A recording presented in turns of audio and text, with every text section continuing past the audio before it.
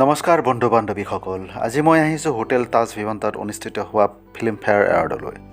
আজি হৈছে ৰবিবাৰ, সেয়েহে ৰাস্তাত গাড়ী চলাচলৰ সংখ্যাও তেনে কম। এয়া মই আহি পালোঁ হোটেল তাজ ভিভান্তা। বৰ্তমান গাড়ীখন মই পাৰ্ক কৰিবলৈ লৈ গৈ আছোঁ। ইয়াতে মই গাড়ীখন পাৰ্ক কৰোঁ। পাৰ্ক কৰা ঠাইখিনিত গাড়ীৰ সংখ্যা দেখি অনুমান হৈছে যে এই অনুষ্ঠানটোলৈ যথেষ্ট লোকৰ অহা যেন অনুভৱ হয়।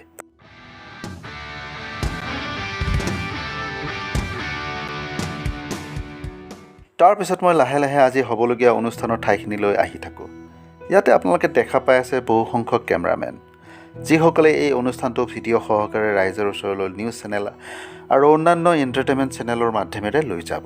ফিল্ম ফেয়াৰ এৱাৰ্ডৰ মুখ্য ষ্টেজখনৰ পৰা প্ৰায় 150 মিটাৰমান দীঘলকৈ শাৰী শাৰীকৈ চকীসমূহ থৈ দিয়া আছে, যাতে ইয়ালৈ অহা সকলো মুখ্য অতিথি যেনে অভিনেতা অভিনেত্ৰী শিল্পীসকলৰ যাতে কোনো ধৰণৰ অসুবিধাৰ সৃষ্টি নহয়।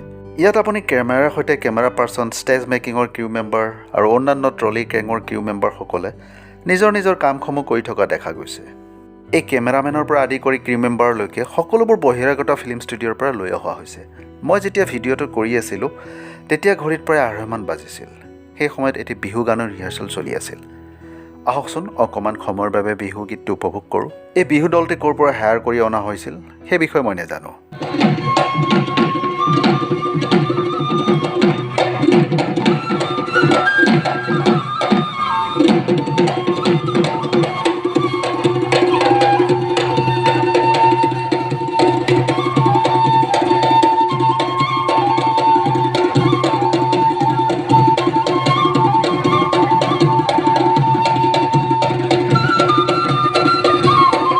এই বিহু গীতটিৰ পেপাৰ মাতটো শুনি কেনে পালে আপোনালোকে কমেণ্ট কৰি জনাব বুলি আশা থাকিলে। খুব সুন্দৰভাৱে চকীসমূহ থৈ দিয়া আছে। সন্ধিয়া হোৱাৰ লগে লগে এই ঠাইখিনিত বহুতো নামী দামী গণ্যমান্য ব্যক্তিসকলৰ সমাৱেশ ঘটিব আৰু অনুষ্ঠানটো উপভোগ কৰিব। নেক্সট আহিছোঁ মই ৰেড কাৰ্পেটখনলৈ। এই ৰেড কাৰ্পেটৰ মাজেৰে বহুতো নামী দামী তাৰকাৰ লগতে ৰাজনৈতিক নেতা আৰু উচ্চপদস্থ বিষয়াসকলে এই ৰেড কাৰ্পেটৰ মাজেৰে যাব লাগিব ফিল্ম ফেয়াৰ এৱাৰ্ডৰ অনুষ্ঠানটোলৈ। এই অনুষ্ঠানটো আৰম্ভ হ'ব প্ৰায় 7মান বজাৰ পৰা। আৰু আপোনালোকে দেখি আছে ৰেড কাৰ্পেটৰ ওচৰত থিয় হৈ থকা ডাঙৰ ডাঙৰ কোম্পানীৰ বেনাৰবোৰ। এই কোম্পানীবোৰে স্পন্সৰ কৰিছে ফিল্ম ফেয়াৰ এৱাৰ্ড অনুষ্ঠানটো। প্ৰতিটো কোম্পানীৰ বেনাৰৰ বিপৰীতে এজন কেমেৰামেনৰ লগতে এজনী সূষিকা নিয়োগ কৰিছে, যাতে ইয়ালৈ অহা নামী দামী তাৰকাসকলৰ লগতে উচ্চপদস্থ বিষয়াসকলৰ সাক্ষাৎকাৰ ল'ব পাৰে। সন্ধিয়া হৈ আহিছে যেতিয়া ৰেড কাৰ্পেটৰ সৌন্দৰ্য সিমানে বাঢ়ি গৈ আছে। আপোনালোকে নিজে অনুমান কৰিব পাৰিছে এই ভিডিঅ'বোৰ দেখি। এওঁলোক বৰ্তমান কেমেৰামেনৰ সৈতে সূষিকা কেইজনীয়ে মাইক টেষ্টিঙত ব্যস্ত হৈ আছে। আৰু এই ৰেড কাৰ্পেটখনৰ মাজেৰে বৰ্তমান বহুতৰে চিনাকি অচিনাকি ব্যক্তি আৰু অভিনেতা অভিনেত্ৰীসকলৰ সাক্ষাৎকাৰ ছবিখন দেখা পাই আছে।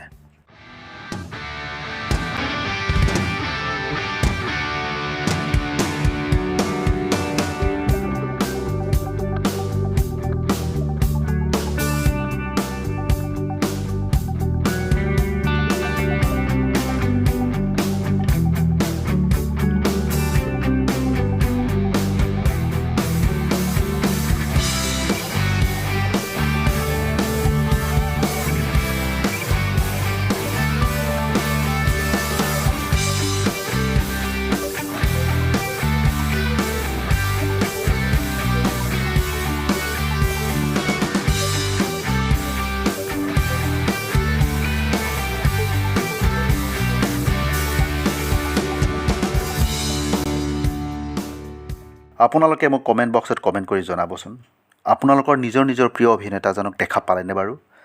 আৰু যদি দেখা পোৱা নাই, অহাবাৰলৈ কোনো ধৰণৰ ক্ৰুটি নেৰাখোঁ। আহক আমি অকণমান অনুষ্ঠানটো উপভোগ কৰোঁ। তেওঁলোকে মোক জনাইছে মোতকৈ বেছি তেওঁলোকে আনন্দ পাইছে, আৰু এই আনন্দ আৰু বেছিকৈ পালেহেঁতেন। প্ৰায় 3 ঘণ্টা ধৰি মই অতি সুন্দৰভাৱে অনুষ্ঠানটি উপভোগ কৰিলোঁ। সময়টো কেনেকৈ অতিবাহিত হ'ল গমকেই নাপালোঁ। অনুষ্ঠান শেষ হোৱাৰ পিছত কিছুমানে চেলফি তোলাত ব্যস্ত হৈ পৰিছিল। অসমৰ ফিল্ম জগতৰ বহুতো গণ্যমান্য ব্যক্তিসকলক ওচৰত পাই বহুতেই ভাল লাগিছিল। ভিডিঅ'টি লাইক, শ্বেয়াৰ, ছাবস্ক্ৰাইব কৰিবলৈ নাপাহৰে যেন। আপোনালোকৰ প্ৰতিটো লাইক শ্বেয়াৰে মোক উৎসাহ আৰু প্ৰেৰণা যোগায়। শেষত মই আপোনালোকৰ তৰফৰ পৰা বিদায় মাগিলোঁ। আকৌ লগ পাম মোৰ পৰৱৰ্তী খণ্ডত। ভিডিঅ'টি চোৱাৰ বাবে সকলোকে ধন্যবাদ।